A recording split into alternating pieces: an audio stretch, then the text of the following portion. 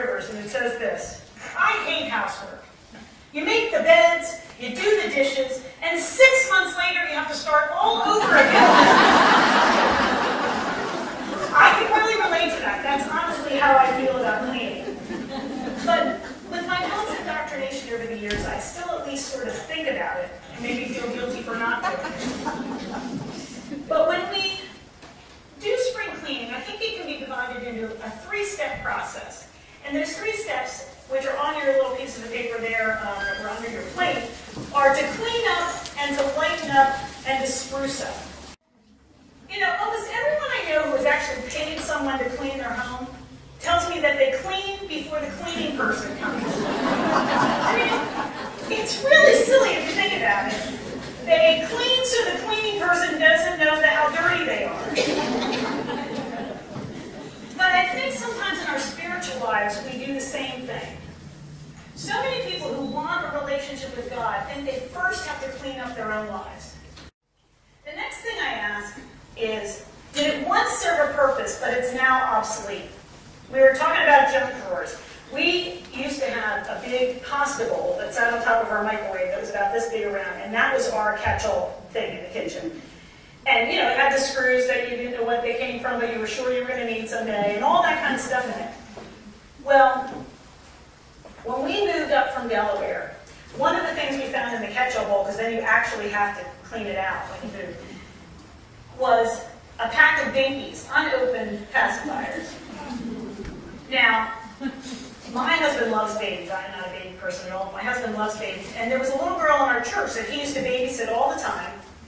He had his own car seat for her and everything in his car.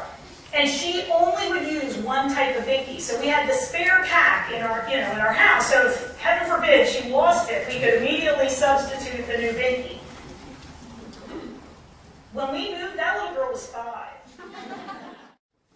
In the King James it says to lay aside every weight. You know, weightlifting is good for your body. When you lift weights, it can help build strong bones. And so I went through this phase where I was going to do that. I was going to build strong bones and I was going to do weightlifting. And so I bought ankle weights.